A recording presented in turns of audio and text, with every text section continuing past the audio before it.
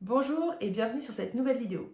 Beaucoup de femmes s'imaginent qu'il faut attendre le 7e ou le 8e mois de grossesse ou encore le congé maternité pour préparer leur accouchement et c'est une grosse erreur. Dans cette vidéo, je t'explique pourquoi c'est risqué et ce que tu peux louper et aussi ce que tu peux faire dès aujourd'hui même si tu es à 3 ou 4 mois de grossesse.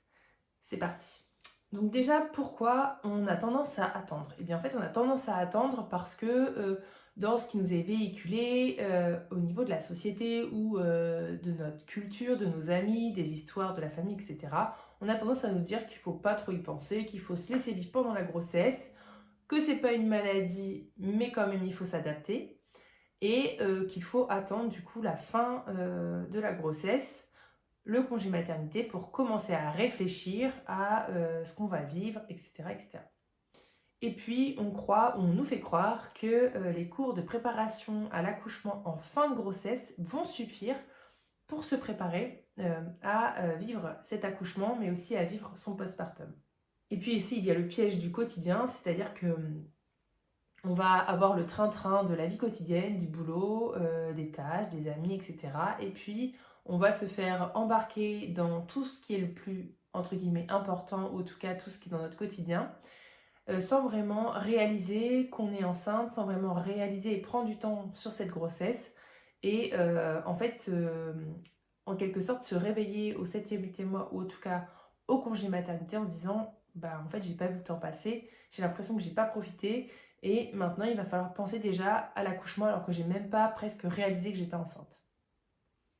Donc, qu'est-ce que tu risques si tu attends ton congé maternité? Eh bien en fait, tu risques déjà d'être stressé par le fait d'avoir attendu et de ne pas savoir dans quoi tu vas, donc d'aller plutôt vers de l'inconnu. Tu vas avoir tendance du coup à être dans ton quotidien, donc à oublier de te connecter à ton bébé, de te connecter à ton corps, et donc tu vas avoir une difficulté en fait à être en relation avec tes ressentis, d'être à l'écoute de ton corps ou à l'écoute de ton bébé. Et en fait, moins tu vas être connecté à tout ça dans la vie de tous les jours, donc dès le début de ta grossesse, et plus ça va être difficile de le mettre en place par la suite. Et l'autre risque aussi, c'est que tu ne vas pas inclure ton partenaire, tu vas essayer de l'inclure au dernier moment, et donc le jour J, il va être spectateur, il va du mal à trouver sa place, à la fois le jour de ton accouchement, mais aussi en postpartum. Et enfin, tu vas avoir tendance à subir les choix médicaux qui t'entourent sans vraiment comprendre et ne pas du coup avoir des choix, faire des choix éclairés, c'est-à-dire des choix en conscience où tu comprends quels sont les bénéfices et les risques de chaque décision que tu vas prendre. Tu vas me dire qu'est-ce que ça change de se préparer plus tôt alors que tu vas avoir des cours de préparation avec ta sage-femme. Et bien en fait, ces cours-là, bien sûr qu'ils sont intéressants et tu peux les suivre parce qu'ils sont dans ton cadre de ta prise en charge, on va dire. Mais bien souvent, dans une volonté d'accouchement plus physiologique, en tout cas plus naturelle, où tu as envie de vraiment écouter ton corps, ils ne sont pas suffisants parce que déjà, d'une part, ils ne sont pas assez longs en temps et puis ils commencent trop tard.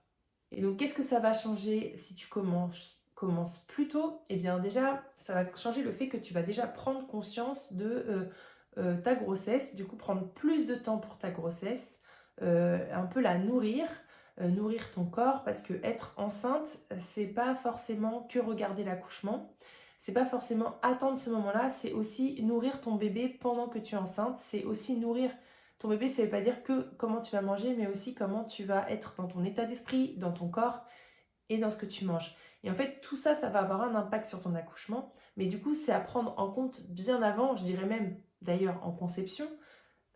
Souvent en conception, on oublie que l'état d'esprit, le stress et l'alimentation, ça a un impact justement sur le fait de tomber enceinte. Et c'est autant pour la mère que pour le futur papa. C'est quelque chose qu'on ne prend pas en compte. On a tendance à garder son même train de vie l'un et l'autre et en espérant que ça arrive. Bien sûr que ça va arriver pour certains couples et d'autres, ça ne va pas fonctionner comme ça. Et donc, en fait, pour la grossesse, c'est exactement la même chose. C'est de se dire que au plus tu vas prendre soin de toi, de ton corps, de ton bien-être, de ton état d'esprit pendant ta grossesse, au plus tu vas être dans des dispositions beaucoup plus aptes pour ton accouchement. Mais ça va bien au-delà de ça, c'est aussi de se dire que tu vas pouvoir te préparer de manière plus tranquille à comprendre les mécanismes, à comprendre le vocabulaire de la grossesse, à comprendre tes états aussi, tes états physiques, c'est-à-dire les douleurs qui peuvent apparaître, pourquoi elles apparaissent, comment tu peux passer aussi outre, c'est-à-dire comment tu peux faire en sorte de ne pas les avoir ou en tout cas de les atténuer. Et ça va être aussi de garder toujours cet état d'esprit d'anticipation, de prendre soin de toi en amont pour avoir un effet positif dans l'après. Et donc tu vas aussi avoir le temps de déconstruire tes peurs, déconstruire tes croyances. Et ça ne se fait pas sur les derniers mois, parce que les derniers mois, tu as autre chose à faire que de déconstruire tes croyances. C'est un peu trop tard. Donc l'idéal, c'est de commencer au plus tôt pour pouvoir avoir le temps justement de cheminer tranquillement sans avoir l'impression de courir après un train à grande vitesse où tu n'as pas eu le temps de monter. Et puis au-delà de ça, tu vas aussi avoir cette sensation, du coup, si tu te prépares en amont, d'être beaucoup plus connecté à ton bébé et connecté à ton partenaire. Tu vas aussi pouvoir l'intégrer à ton cheminement, à ton questionnement, et vous allez pouvoir prendre des temps dédiés à justement cette préparation mentale qu'est d'être des nouveaux parents, d'avoir un nouveau bébé, ou en tout cas un premier bébé. Et du coup, ton partenaire, il va avoir aussi le temps, lui, de cheminer et de déconstruire aussi ses propres peurs et d'avoir conscience de tes peurs à toi pour que vous puissiez vous ajuster au mieux et qu'il soit là vraiment en conscience avec toi et aussi en fait qu'il soit proactif de manière naturelle et que tu n'aies pas l'impression de traîner un boulet le jour de ton accouchement. Donc concrètement, de prendre du temps avant, c'est gagner du temps pour après parce qu'en fait, tu as le temps de cheminer et d'appréhender tout ce qui entoure ta grossesse, mais aussi ton accouchement et ton postpartum pour que tu puisses avoir chaque étape déjà bien, avoir la connaissance de chaque étape en amont. Comme ça, tu peux vraiment être prête à vivre et à traverser ce que tu as à traverser. Ce n'est pas de t'éviter de traverser quelque chose. C'est pas parce que tu te prépares de manière physiologique que il va pas se passer des péripéties, que tu vas pas vivre des choses que tu n'avais pas prévues, etc. Mais c'est juste que du coup, au plus tu vas avoir toutes les informations, alors moi c'est ce que je dis souvent à mes clientes, c'est plus tu as cette boîte à outils où tu connais tout, et bien plus tu vas pouvoir piocher dedans pour t'adapter, t'ajuster et au final trouver la meilleure parade qui est la tienne et celle de ton partenaire. Au lieu de adapter la parade qu'on va te proposer soit par les professionnels de santé et du coup ça va être un peu imposé et tu n'auras pas vraiment eu l'occasion de toi prendre ta propre décision ou parce que c'est ce qu'on t'a dit de faire et du tout tu t'es calqué sur les habitudes de ta famille, je sais pas, ou de tout ce qui t'a été intégré de manière sociale. Et en fait, c'est un peu de se détacher de ça et de pouvoir complètement t'approprier ta grossesse, ton accouchement et ton postpartum. Parce que tu es unique, que ton partenaire il est unique et donc que ce passage de vie, ce moment de vie, il doit être aussi unique que vous l'êtes. Et sans cette préparation, ça peut difficilement être complètement unique parce que ça sera forcément calqué sur soit des protocoles, soit sur des histoires familiales. Donc pour résumer, on a souvent l'impression qu'on doit attendre le dernier moment et puis que le plus important c'est le matériel, c'est-à-dire avoir une belle poussette, avoir un beau lit, avoir une belle chambre. Mais au final, le plus important, c'est pas le matériel et c'est pas le fait de se préparer au dernier moment. Le plus beau cadeau que tu peux t'offrir, c'est de te commencer à te préparer dès le 3e ou 4e mois de grossesse pour avoir justement le temps de comprendre ce qui est important pour toi et le mettre en place de manière complètement sereine et intuitive. Donc si tu es au début de ta grossesse et que tu te poses la question justement de savoir quand est-ce que tu dois commencer à t'intéresser à tous ces petits...